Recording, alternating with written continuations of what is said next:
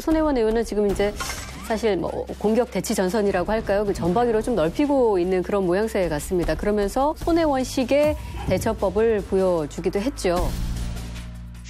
여의도 문법에 맞게 대처한다면 고개 숙이고 그리고 간사자리 내놓고 상임위를 옮겨서 조용히 잠잠해질 때를 기다리는 것이 아마 맞을 것입니다. 그러나 그렇게 할 수 없습니다. 그것은 손혜원이 아닙니다. 이분이 그 여의도 문법을 따르지 않겠다라고 얘기한 게 과연 뭔지는 잘 모르겠어요. 언론의 공격에 대해서 내가 그 고개를 숙이지 않겠다 이런 뜻으로 저는 받아들였는데 제가 뵀던 이 이미지로는 이분이 사회에서 정말 성공하신 사업가이자 디자이너이자 그런 분이셔서 거침이 없으신 것 같아요. 정치인이라면 이러이러해야 할 것이다 라는 어떤 그림들을 국민들도 좀 가지고 계신 것 같은데 그런 부분들하고 딱 들어맞지는 않는 그러니까 개성이 아주 강하신 분이라고 제가 기억하거든요. 또 그런 어떤 개성의 문제 같은 것들이 충분히 현장에서 충돌될 가능성들은 있다. 저는 좀 그렇게 보는 편입니다. 그 충돌했던 사람이 접니다, 사실은. 저는 이분 딱 2번 만났는데 2번째 만났을 때 대판 싸웠거든요. 뭔지를 알겠어요, 지금 어떤 상황인지. 그때도 싸우셨어요? 그때 이제 우리가 팟캐스트를 같이 기획을 했거든요. 이제 이분이 기획을 한 거죠. 저랑 유시민 씨랑 양정철 씨랑 같이 이제 팟캐스트를 하는데 이렇게 약간 보스 기질 같은 게 있는 것 같아요. 이렇게 굉장히 강권을 해요, 막 강권을 하거든요. 그러니까 굉장히 피곤한데 그래서 저는 이제 대판 썼습니다. 이거 좋은 거야? 이건 되게 싫어하는 스타일이잖아요. 나전 이거 좋은 거야? 아니, 진 교수님도 강권할 때 있지 않습니까? 틈만 나면 신강권이야, 신강권. 이 양반이 나전칠기에 꽂히니까 박물관도 하고 2006년이다. 또 그 국립박물관에 가능하면 사라고 권유도 하고 뭐 기획전도 열고 심지어 뭐 청와대까지 무슨 대통령시기에 뭐 전부 그건 아니라고 얘기했어요. 아니라고 얘기했죠. 밝혀진 건 없지. 우리가 그것도 의혹 제기는 지금 계속되고 있는 거니까 두고 봐야지. 손혜원 의원 그 기자회견 목포에서 하는 거 저도 봤는데 감각이 있어요, 확실히. 그 낡은데 청소도 안 하고 그렇게 촥 이렇게 보여주고 이게 과연 투기를 할 만한 것이냐라는 걸 그렇게 이제 배경으로 웅변을 한 거죠. 탁현민 생각나더라고. 이제 그 문제는 내용인데 이해 충돌 관련해서 자꾸 질문이 나오니까 지겹다. 나 이제 대답 안 하겠다. 이렇게 얘기를 했단 말이에요. 이해 충돌 관련 질문 드리겠습니다. 그 얘기는 그만 받겠습니다. 네, 이해 충돌은 지겨워서 못 하겠습니다. 그 태도가 말이죠. 자기가 하고 싶은 말만 하고 진짜 국민들이 의혹을 갖는 거 그리고 중요한 부분 그런 부분에 대해서는 자신이 없으니까 얘기를 회피하는 모습을 보이거든요. 그 본인이 뭐 이 프레임을 만드는데 아주 전문가인 거죠. 저는 원래 이게 유명한 바로 그 괴벨스 이론이잖아요. 큰 거짓말 이론. 사람들은 없는다. 작은 거짓말을 하면 잘 금방 알아채는데 큰 거짓말을 하면 잘 모른다는 말이 저는 이분이 딱 그걸 그냥 몸에 체득하고 있는 것 같아요. 나 선이다. 언론이 왜 나를 이런 식으로 계속 공격하느냐. 사실이 아니다. 뭐 다 걸겠다. 말하자면 초점을 위법성이나 그런 그 투기 의혹에서부터 다른 데로 자꾸 이제 옮기도록 만드는 거예요. 초점을. 그래서 이분은 아주 타고난 진짜 그 타짜다. 그런 생각이 우선 들었고요. 그다음에 이제 두 번째는 뭐냐면 지금 이렇게 적을 많이 만들면서 싸우는 게 이 문제를 해결해 나가는 도움이 된다고 생각하는 것 같아요. 자기 지지하는 분들을 결집시키고 그러니까 본인은 뭐 그러더라고 뭐 3만 명 뭐 SNS 팔로워가 3만 8천 명으로 이제 늘었다고. 그러니까 그런 면도 있겠죠. 그러나 이건 중요한 건 뭐냐면 국민 갤러리들이 어떻게 보느냐. 그거를 대변하는 사람들이 바로 그 언론이란 말이에요. 민심이 거기에 전반적으로 호응을 해야 그런 대응이 효과적인 것인데 지금 이거는 점점 자기를 더 코너로 몰아가는 거예요. 그렇기 때문에 저는 지금이라도 그 이분이 정말 탁 내려놓고 본인이 뭐를 잘못했는지 좀 정확하게 국민한테 얘기하면 그것도 성명도 될 수 있겠다. 그런 생각이 듭니다. 고무된 측면도 있는 것 같아요. 언론에서 처음에 밀렸다가 해명을 통해 가지고 지지자들이 늘어나고 그러니까 이렇게 말씀을 하시는데 저는 그 현명하지 못하다고 보거든요. 제가 목숨 걸고 투기와 차명은 제가 싸울 겁니다. 그건 아닙니다. 이해가 혹시 내가 모르는 이해가 어디선가 벌어졌을지도 모른다라는 것은 제가 찾아보고 조심하겠습니다. 그게 혹시 있다면 그것은 제가 사과를 드리도록 하겠습니다. 해명은 다 잘해요. 어디서 막히느냐 하면은 그 이해 충돌 방지법 있잖아요. 네네. 그 부분에서는 자기도 말끔하지가 않은 거예요. 그게 이제 인터뷰 보면 나오잖아요. 그 부분에서 자기가 그걸 인정을 해야 될 부분이 있는 거예요. 이건 좀 말끔하지 못했고 사실 거기까지는 제가 생각을 못했습니다라든지 하지만 이걸 말끔히 정리하겠습니다. 그렇죠. 이렇게 해명을 하고 나오는 게 정답이네요. 적절하다고 봐요. 네. 야당 공세에도 만만치가 않거든요. 손혜원 특검 국정조사 없으면 2월 임시국회 협조 못한다. 이렇게 지금 으름장을 놓고 있는 상황인데 이 야당의 태도에 대해서는 어떻게 보고 계신가요? 저는 그런 생각이 들던데 이왕이면 저는 뭐 여권에서 이렇게 빌미들을 좀 제공 안 했으면 좋겠어요. 뭐 김태우 수사관도 그렇고 신재민 사무관도 그렇고 그런데 계속 그런 것들이 어떤 형태로든 터져나왔고 야당에선 당연히 공세를 하겠죠. 그런데 너무 판박이들이 계속되고 있는 거예요. 특검하자 국정조사 상임위 열자 특검하자 국정조사하자. 배재정 의원이 야당 대변인 할 때 늘 하던 얘기 아니에요? 아니 그런 면이 있는데 저는 이 대목에서 아니 대표님 맞습니다. 저도 그렇게 얘기를 한 이 측면들이 있을 텐데 저는 그 말씀은 좀 드리고 싶어요. 제가 이제 초선이었고 야당으로 있으면서 비판할 일이 우리도 많았었죠. 비판을 하면서 저희들은 사실은 되게 많이 고민을 했어요. 우리가 그런데 이렇게 비판만 하는 게 맞냐. 지적하고 비판하고 하는 건 너무 쉬운 일이지만 그래도 국민들에게 수권 정당으로서의 모습을 보여야 된다. 대안 있는 야당의 모습은 뭐냐. 이런 거 정말 치열하게 고민했었거든요. 이건 진짜 믿어주세요. 이게 뭐 저 혼자 그런 게 아니고 우리 특히 초선들이라든지 같이. 근데 저는 좀 그것도 되묻고 싶은 거예요. 그럼 지금 야당은 그런 고민하면서 하고 있나? 뭐 2월 국회도 뭐 하면 못 열겠다. 뭐도 뭐 하면 못 하겠다. 모두 다 안 하는 쪽으로 지금 가고 있는 거잖아요. 그러면서 국정조사 특검 이러니까 좀 야당도 좀 진지하게 좀 같이 고민하면서 했으면 좋겠다. 저는 그런 개인적인 바람을 좀 가지고 있습니다. 국회가 야당으로서 가장 강력한 투쟁 장소입니다. 그렇죠. 지금이라도 국회 정상화해서 특검하자 국정조사를 본회의장에서 혹은 상임위원회에서 공정을 하면 훨씬 효과적일 건데 1월 달도 안 해버리고 2월 달도 안 하겠다고 하면은 저건 반드시 역풍 맞습니다. 네. 동감이고요.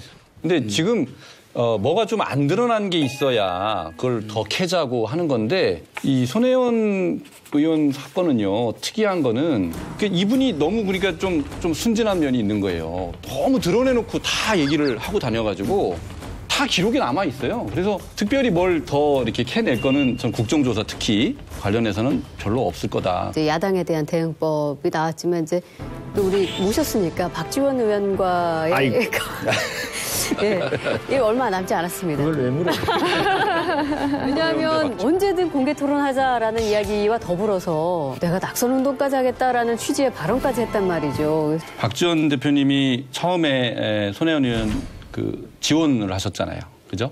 근데 저는 사실은 그때 왜 저러시지? 그런 생각을 했었어요. 근데 나중에 또 이렇게 20채가 넘어가면서 바뀌셨잖아요, 입장이. 그런 걸 보면서 저는 죄송하지만 우리 박 대표님이 손혜원 의원한테 걸렸다, 물렸다 이런 생각이 들었어요.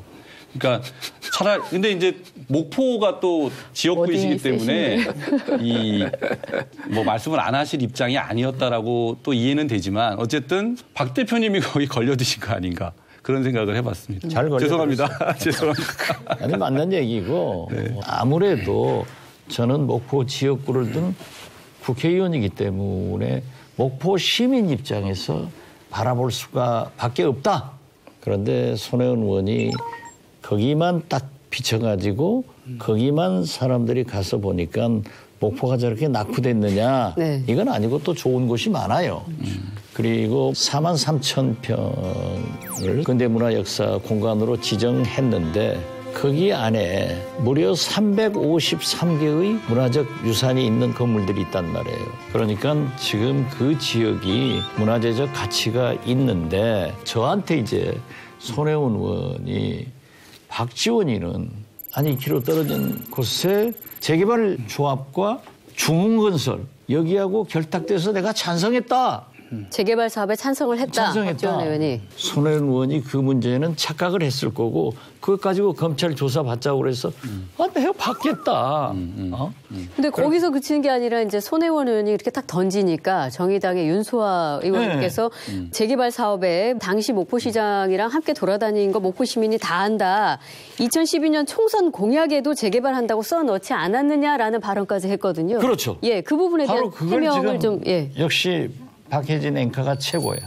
나한테 해명의 기회를 준 거야. 아, 준비해 오셨습니까? 이게 2012년 제 선거 공보예요. 공보인데 여기에 원도심 정주여건 개선 및 상권 활성화, 서산 옹금지구 재개발 등 이걸 얘기를 하니까 마치 고층 아파트를 찬성했다. 이렇게 그분이 얘기를 했는데 이것은 거기가 목포에서 유달산 자락으로 바다 앞이고 고화도를 바라보는 아주 경관이 좋은 거예요. 그렇기 때문에 거기는 최소한 전원주택이나 낮은 층에 저층 아파트 또 개인주택 이런 걸로 개발하자는 거였어요. 이제 그 후로 25층을 시장하고 거기에서 얘기를 해서 25층을 계획하다가 시민단체 목포 시민들이 반대하니까 21층인지 2층으로 내렸어요. 내렸는데 제가 그 얘기를 한 거죠. 25층이나 21층이나 뭐가 다르냐. 그리 지나가면 딱 가려버리는 거예요. 네. 안 된다. 하니까 거기 주민들은 저 앞에 고화도에 건너가서 바라보면 보인다. 라고 해서 아니 유달산 바라보러 저 건물을 넘어가나. 그런 분들까지 있었다니까요. 그리고 제가 금요일 날 갔다가 월요일 날 새벽에 오는 것은 목포 시민이 거의 모든 사람들이 하도 홍보가 돼서 알아요. 그런데 기자회견 하면서 선거 때도 후보들이 여기는 안 온답니다. 몇 명 안 사니까. 저도 여기 그렇게 지금 한 2년 동안 제가 뭐 한 2달에 한 번 정도씩은 주말에 내려왔지만 한 번도 이 지역에서 이 지역의 국회의원을 본 적이 없습니다. 저 몇 번 봤거든요. 네. 그리고 선거 때도 동선이 달랐던 거죠? 아니, 글쎄요. 저는 손혜원 의원 만나러 간 게 아니고 네네. 목포 시민들 만나러 갔는데 예. 그런다고 24만을 제가 갈 때마다 만날 수는 없는 것 아니에요.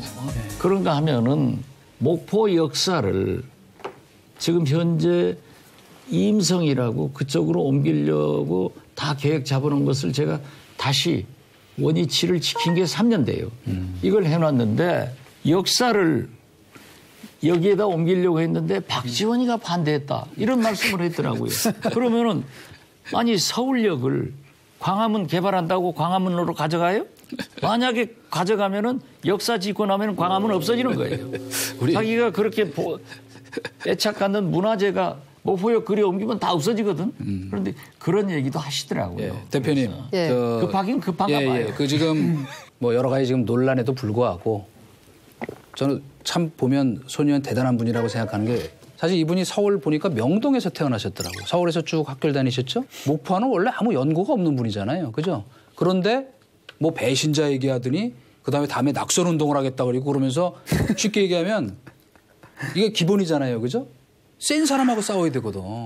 어쨌거나. 그래서 야 우리 그 박지원 대표님을 물고 들어가는 걸 보고 더구나 뭐 다음에 낙선 운동하겠다. 심지어 본인이 나올 것처럼까지. 그래서 방금 그 지점을 저도 이야기하고 대단한 싶은데. 분이라고 생각해요. 예, 뭐 이런 어떤 일련의 행보들이 혹시 목포 총선 출마를 염두에 두고 그런 거 아니냐는 일각의 시선이 있거든요. 그래서 사실은 박지원 의원께서 처음에 손혜원 의원을 두둔하다가 예를 들어 이제 어떤 입장 변화가 있었던 것은 정두원 의원 인터뷰 발언입니다.